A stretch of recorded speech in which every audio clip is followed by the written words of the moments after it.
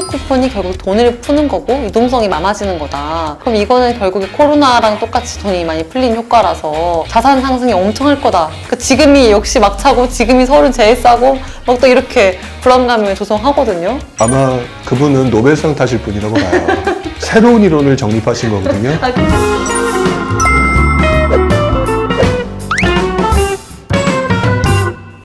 선배님 이런 말 있잖아요. 민주당이 집권하면 무조건 집값 폭등한다. 이게 진짜예요? 아닙니다. 아마 대표적으로 노무현 대통령과 문재인 대통령 얘기하는 거거든요. 네. 그 직전 대통령들이 전부 다 규제 완화 정책을 펼쳤다가 팩트예요. 그래서 확산된 거예요. 그러니까 규제 완화를 한 다음 정권이라서 그게 민주당이든 국힘이든 상관없이 그냥 오르는 게 맞다. 그렇게 오를 수밖에 없는 게 맞고요. 네. 그게 왜 올랐느냐라고 그러면 플러스 때 올라야 되지 하는데 처음에는 관심이 없거든요. 그러다가 점점 돈 되네 라고 하니까 규제가 나옴에도 불구하고 우리들은 그 돈을 벌기 위해서 뛰어든 거예요. 규제 완화 정책이 적용이 되는데 시간이 흐른 거네요. 시간이 흐르면서 오히려 우리는 다 알기 시작한 거죠. 부동산이 돈 되네. 네.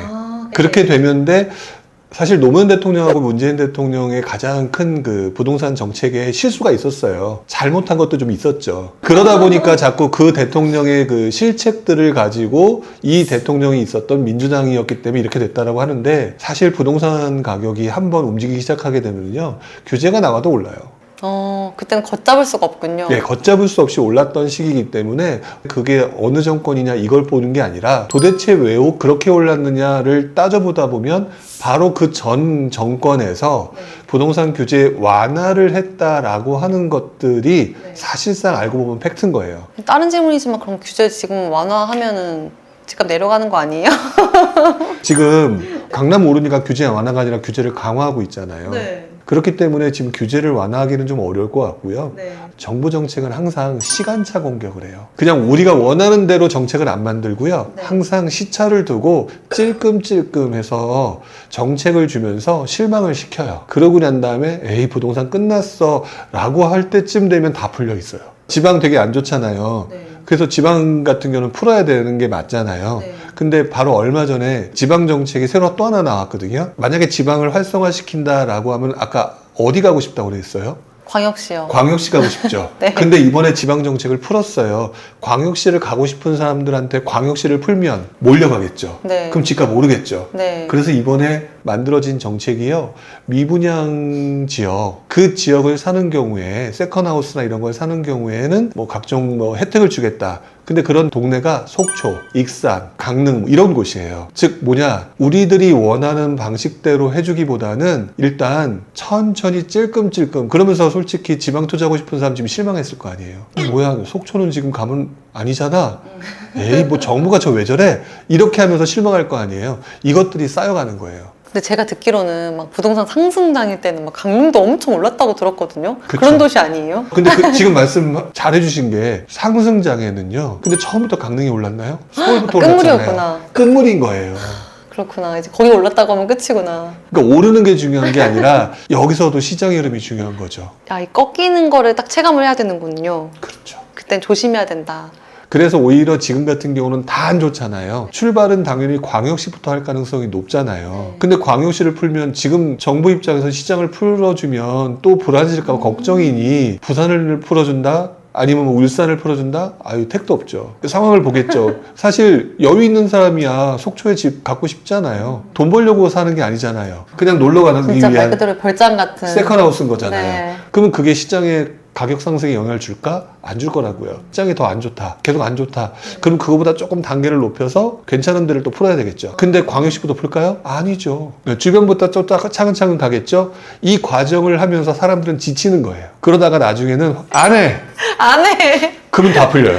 부동산 끝났어. 이제 안 해. 라고 하면 이때다. 그때 풀려요. 그러면은 결국 그때 돈을 버는 사람들은 버틴 사람이 돈을 버는 거죠. 그 상황이 된다는 걸 알고 있는, 시장의 흐름을 알고 있는 사람이거나 아니면 그냥 버티고 어쨌든 나는 이걸 가지고 버틸 거야 라고 했던 사람들이 그 과실을 따먹는 거예요. 맞아요. 서울 수도권 상승장이 최근까지 올라갔던 것만 기억하지만 서울 수도권 언제부터 오르기 시작했어요? 물어보면 물음표일걸요. 근데 잘 생각해보면 서울과 수도권이 오르기 시작했다라는 걸 본격적으로 느끼게 된 거는 2017년 이후부터일 거예요. 근데 바닥을 찍고 반등하기 시작한 거는 2012년부터예요. 12년에 바닥을 찍고 13년부터 올랐거든요. 근데 그때는 다 분위기가 어땠냐면 서울 수도권 부동산 안 해! 라고 할 때였어요. 그때쯤 되니까 그때 뭐 양도세도 그때 막 면제한답시고 취득세도 감면한다고 하고 그때부터 다 풀기 시작한 거예요. 근데 그게 규제를 풀려면 막 경기가 어려워지고 이런 건 경기 상황과도 연관이 있나요? 그렇죠. 지금 소비 쿠폰 왜 나눠줘요? 경기를 살리기 위해서 하는 거죠. 사실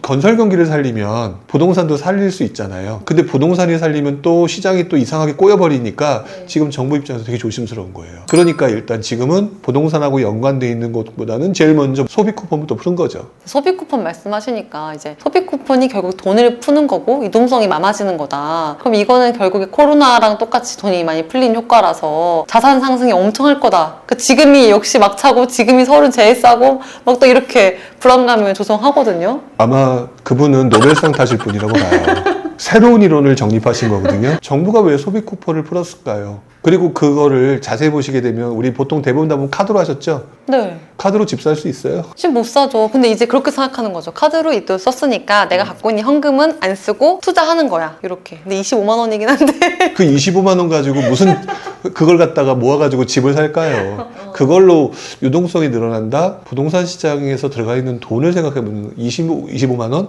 그 몇 푼 안 되는 그 돈으로 부동산에 돈이 들어가기는 좀 어렵다고 봐야겠죠. 코로나 때 풀린 거하고는 규모가 좀 다르다고 봐야 되겠어요. 코로나 때는요, 금리도 내렸잖아요. 금리도 내리고 그때 생각해보면 대출을 껴가지고 집 살 수 있어요? 있잖아요. 그러니까 그것들이 다 연관이 있었던 거죠. 그랬네요. 그때는 진짜 엄청난 유동성이 장이었네요. 그렇죠. 지금 소비 쿠폰의 유동성을 가지고 그때랑 비교할 건 아니다. 비교하는 것 자체가 노벨상감이라니까요. 알겠습니다. 근데 지금 또 이 시장을 보고 이런 견해도 있어요. 지금 어쨌든 간 계속 오른다. 막 광역시도 오르고 이제 슬슬 다 다시 올라서 상승장의 초입이다. 어떻게 생각하세요? 이게요, 상승장 초기라고 표현했잖아요. 네. 상승장 초기를 저는 다른 말로 표현하는 거예요. 침체장 후반. 결국 같은 말인가요? 침체장 후반과 상승장 초반은 알고 보면 같은 말이에요. 그렇잖아요. 침체가 끝나면 상승을 하잖아요. 네. 그러니까 침체의 후반부는 상승의 초반부거든요. 네. 근데 여러분들 거기서 착각하고 있는 게 뭐예요? 상승장이기 때문에 오를 거라고 생각하는 거거든요. 네, 어쨌든 상승장 초입이라고 하니까 네, 오를 거라고 생각하는 거예요. 오를 거라고 생각하고 여러분들이 그러면 예를 들어 5억짜리 아파트가 상승장 초반에 한 얼마 정도 올라야 될 것 같아요? 느낌상 한 1억 올라야 될 것 같죠? 초반이니까. 네. 근데 침체장 후반하고 상승장 초반하고 사실상 같기 때문에 별로 못 느껴요. 시간이 좀 오래 걸리는군요. 생각보다 오래 걸리고. 근데 그 경험을, 실제로 그 상황을 경험해보지 못한 사람들이 우리를 되게 자극적으로 유도하는 거예요. 아까 제가 2012년에 바닥을 찍고 서울 수도권이 올랐다고 그랬거든요. 근데 그리고 난 다음에 대다수의 사람들이 서울 부동산 엄청 오르네 라고 느꼈던 게 2016년, 17년이에요. 그러면 13, 14, 15, 16년 한 3, 4년 지난 거거든요. 그 시장이 우리는 지금 와서는 상승장 후반이잖아요. 그 당시에 여러분들이 숨 쉬고 있었을 때 2012년 이후에 그때를 상승장 초반으로 느끼셨느냐? 못 느꼈을 거거든요. 근데 지금 머릿속에서는 상승장 초반이니까 와, 오른다. 오를 거라고 착각하고 있는 건데 상승장 초반은 이꼴 침체장 후반이에요. 그래서 사실상 별로 많이 안 올라서 의외로 많은 사람들이 투자를 잘 못해요. 근데 착각하고 있는 거예요, 지금. 근데 반대로 또 별로 안 오르는 시기니까 내가 먼저 들어가야 되는 거 아니야? 이렇게 하실 수도 있잖아요. 근데 그래서 그때 시장에서 침체장 후반부에 나타나는 대표적인 신호가 전세 가격 불안이잖아요. 제가 볼 때는 전세 가격 불안이라고 하는 것도 몇 년 걸려요. 아마 여러분들이 그 전세 갭 투자와 관련된 책들을 많이 보셨을 텐데 그 책이 집중적으로 나와온 해가 2015년이에요. 초반부일 때. 네. 2015년에 나 이렇게 돈 벌었어. 네네. 그때 그 책 내용을 보시게 되면 1억 벌었네, 2억 벌었네라는 내용이 아니라 2천 벌었네, 3천 벌었네라고 했을 거예요. 초반이니까. 초반이니까 그런 거거든요. 이 핵심을 놓치고 있는 거죠. 네. 상승장 초반부와 침체장 후반부가 같다라고 얘기했잖아요. 규제가 풀리면서 그러니까 매매를 좀 하세요. 전세 사니까 자꾸 전세 시장 불안하잖아요. 매매 좀 하세요라고 하는 시기란 말이에요. 네. 그러니까 전세 가격은 굉장히 많이 올라서 전세 가격은 높아지고 매매 가격은 찔끔 오르는 시기란 말이에요. 그래서 별로 안 올라요, 상승장 초반은. 근데 강남은 좀 다른 거 아니에요? 강남은 상승장 초반에도 많이 오르고 후반에 더 많이 오르는 거 아니에요? 여러분이 착각하고 있는 것 중에 하나가 지금 강남 오르잖아. 상승장 아니야? 라고도 얘기하시거든요. 근데 이 시장의 사이클을 보면서 과거 사례를 보게 되면은요, 침체장은 하락장, 폭락장이 아니에요. 버티는, 유지하는 장이에요. 보시게 되면 호갱노로 보시죠. 강남이라고 하는 동네에 그래프를 몇 군데 아파트 찍어가지고 한번 보시면은요, 침체장이 침체의 모습이 아니라 평평한 모습이에요. 그 와중에 왔다 갔다 해요. 바꿔 말하면 침체장은 폭락장, 하락장이 아니라 강남 같은 경우는 사람들의 관심도와 선호도가 높기 때문에 오르락 내리락을 반복하면서 평평하게 유지되는 장이에요. 근데 다른 동네는 떨어져서 안 움직이죠. 네, 그리고 다시 올라오려면 시간이 꽤 걸리고요. 그렇죠. 강남장을 지금 장을 보면서 상승장이라고 표현을 하시는데 저는 거기에 대해 반대하고 싶은 게 평상시에는 통계 평균 이런 거 얘기 잘하면서 네. 이번에는 유독 강남 상승장을 가지고 강남 상승이니까 상승장이라고 표현하시는데 강남 빼놓고 서울, 수도권, 지방 다 별로잖아요. 그럼 합치면 평균을 내게 되면 이게 상승장인지 아니면 조정 또는 침체장인지 생각해 볼 필요가 있지 않을까요? 침체장에도 조금만 호재가 있거나 기회가 있잖아요. 네. 강남 반등 이런 기사가 엄청 나왔어요. 그래서 우리 머릿속에는 역시 강남이 최고야라고 하는 그 고정관념이 딱 박혀버리죠. 네. 근데 침체장도 강남이 폭락하는 경우는 2012년 딱 한 해만 그랬어요. 엄청 중요한 인사이트다. 강남이 침체가 온다고 해서 폭락하는 게 아니다. 그렇죠. 그때는 또 폭락한다라고 막 떠들던 대폭락 시대가 온다 뭐 이런 책들이 유행하던 때예요. 네.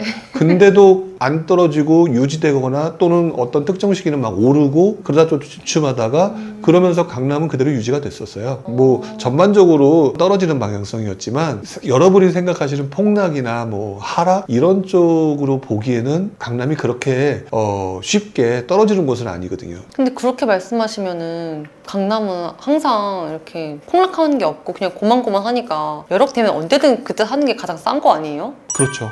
그래서 제가 폭락 같은 거 생각하지 말고 네. 또는 시장이 침체가 돼가지고 더 떨어지길 기다리지 말고 어떤 내가 원하는 지역의 아파트가 뭐 예를 들어서 시장이 침체기가 계속 유지가 돼도 몇 년에 걸쳐서 그 가격 이하로 떨어지지 않고 평평하게 유지가 된다. 우리 얘기 들어보셨죠? 하방경직성. 부동산이 하방경직성이 있거든요. 평평하면은요 그냥 들어가면 돼요.